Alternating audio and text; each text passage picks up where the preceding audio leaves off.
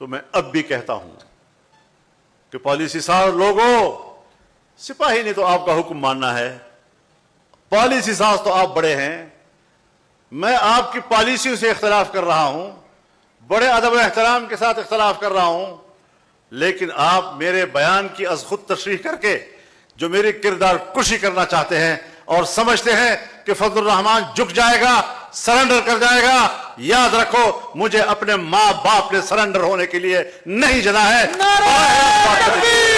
میں تمہیں جانتا ہوں کہ تمہارے نظر میں اپنے شہید کی کیا قدر و قیمت ہے، کیا بتا سکتے ہو؟ آج تک قوم کو تم نے بتایا کہ کارگل میں آپ کے کتنے جوان شہید ہوئے اور آپ نے وہاں سے کتنے شہداء کے جنازے وصول کیے؟ ذرا بتاؤ تو صحیح۔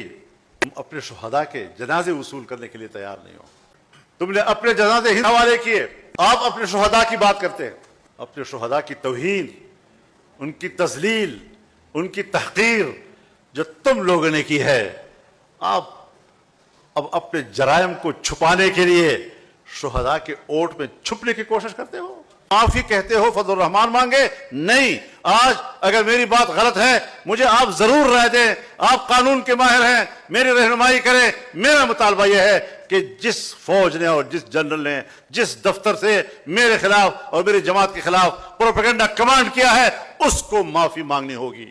السلام علیکم ناظرین کرام، آپ کو مکمل ویڈیو دکھاتے ہیں۔ یہ رات تقریر کا وہ حصہ جو مولانا فضل الرحمان نے وکلاء سے خطاب کرتے ہوئے کہا۔ مولانا کی تقریر کا یہ حصہ کاٹ دیا گیا تھا، کسی چینل نے نہیں چلایا۔ مولانا فضل الرحمان نے طاقتوروں کو واضح الفاظ میں نام لے کر کیا کچھ کہا، آپ حیران رہ جائیں گے۔ پہلے آپ یہ ویڈیو دیکھیے، پھر اس پر مزید بات کرتے ہیں۔ مجھے کہتے ہو تم نے غلط بات کی ہے، میں کہتا ہوں تم نے اپنے شہداء کی بھی تذلیل کی ہے، فوج کے شہداء کی بھی تذلیل کی ہے، ان کے خاندانوں کی بھی تذلیل کی ہے، تم نے میرے شہداء کی بھی تذلیل کی ہے، تم نے ان کی بھی بے توقیری کی ہے۔ معافی کہتے ہو فضل الرحمان مانگے؟ نہیں، آج اگر میری بات غلط ہے مجھے آپ ضرور رائے دیں، آپ قانون کے ماہر ہیں، میری رہنمائی کریں۔ میرا مطالبہ یہ ہے کہ جس فوج نے اور جس جنرل نے جس دفتر سے میرے خلاف اور میری جماعت کے خلاف پروپیگنڈا کمانڈ کیا ہے اس کو معافی مانگنی ہوگی۔ ہم نے ایسی کوئی کچی گولیاں نہیں کھیلی، بھروسہ تم نے توڑا تھا مگر خود کو سزا یوں دی کہ پھر جو مل گیا مجھ کو بھروسہ کر لیا اس پر۔ عدم اعتماد کی فضا تم نے پیدا کی ہے۔ میرے مخالفین ساری زندگی کبھی ملا ملٹری الائنس کہتے تھے، کبھی یہ اسٹیبلشمنٹ کے بڑا قریب ہے۔ کیوں؟ میری سیاست اعتدال کی ہے، میں مذہبی طبقے سے تعلق رکھتا ہوں اور اس کو اشتعال دینے کے لیے پوری دنیا وسائل استعمال کر رہی ہے۔ اس ماحول میں رہ کر جب میں اپنے ماحول کے اعتدال کی راہ دکھاؤں گا تو یقیناً کچھ نرمیاں اس کے اندر آئیں گی۔ کوئی اس کو کہتا ہے تم مفاد پرست ہو، موقع پرست ہو، تم نے فلاں جگہ پر یہ کیا وہ کیا۔ نہیں، ہم نے حالات کے مطابق پالیسی اختیار کی اور ہم کبھی حکومتوں کے خواہش پہ نہیں چلے۔ مجھے سکھاتے ہو شہید کس کو کہتے ہیں؟ مجھے سکھاتے ہو شہید کا مقام کیا ہے؟ میں قرآن و سنت کا ایک طالب علم ہوں، میں شہید کے مقام کو جانتا ہوں۔ شہید کیا ہوتا ہے؟ جو شہید اپنے وطن کے لیے قربانی دیتا ہے اس کی قدر و منزلت کو میں جانتا ہوں۔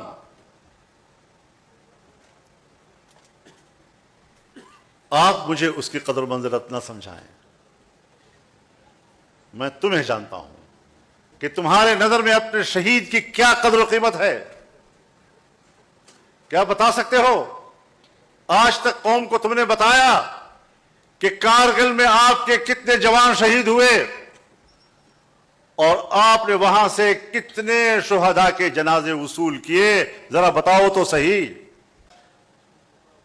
اور وہاں سے ایک بیان آیا کہ ہم نے اسلامی طریقے سے ان کو دفن کر دیا۔ ان کی تعداد مختلف بتائی جا رہی ہے لیکن ہے سینکڑوں میں۔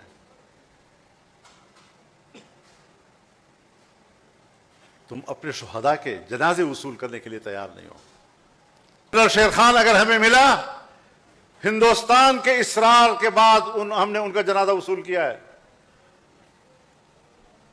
अपने शुहदा की तौहीन, उनकी तजलील, उनकी तहकीर जो तुम लोगों ने की है, आप अब अपने जराइम को छुपाने के लिए शुहदा के ओट में छुपने की कोशिश करते हो। हमने कोई गलत बात नहीं कही। पाकिस्तान एक इदारा जाती मुल्क है और पूरी दुनिया है। इदारे मुतय्यन हैं, उनका दायरे कार मुतय्यन है, उनका दायरे इख्तियार मुतय्यन है। अगर मैंने आपको उनकी जिम्मेदारियों की तरफ मुतवज्जह किया है, अगर मैंने आपको उनके अपने दायरे कार और उस दायरे कार के अंदर उनकी सलाहियतों की तरफ आपको मुतवज्जह किया है, तो मैं अब भी कहता हूं कि पॉलिसी साज लोगों, सिपाही ने तो आपका हुक्म मानना है, पॉलिसी साज तो आप बड़े हैं। मैं आपकी पॉलिसियों से इख्तलाफ कर रहा हूं, बड़े अदब और एहतराम के साथ इख्तलाफ कर रहा हूं, लेकिन आप मेरे बयान की अज खुद तशरीह करके जो मेरी किरदार कुशी करना चाहते हैं और समझते हैं कि फजलुर रहमान झुक जाएगा, सरेंडर कर जाएगा, याद रखो मुझे अपने मां बाप ने सरेंडर होने के लिए नहीं जना है। मैंने आपको अपनी जिम्मेदारियों तक महदूद रहने की बात की है और ये मैंने पहली मर्तबा नहीं की है, ये तो पार्लियामेंट में और आम जलसों में मैंने बार बार की है। कसूर वाली बात कसूरवार ठहरी और मुझे अफसोस यह है कि मेरे खिलाफ बदनीयती पर मबनी एक जुमले की गलत तशरीह करके कौम को गुमराह करने की कोशिश की गई, अवाम को गुमराह करने की कोशिश की गई और हमारे मीडिया को गुमराह करने की कोशिश की गई और शुहदा के खानदानों को गुमराह करने की कोशिश की गई। मैं उनको बताना चाहता हूं कि सिर्फ हम हैं, अल्हम्दुलिल्लाह सिर्फ हम हैं जिन्होंने एक से ज्यादा मर्तबा जल्स में यह बात कही है कि अगर मेरी फौज पर खुदा सख्त वक्त न लाए, मेरे मुल्क पर खुदा बुरा वक्त न लाए, वरना जब मेरी फौज अपने मुल्क की दिफा करेगी तो इन मेरे फकीरों को अपने साथ मोर्चे में शाला बशाला देंगे।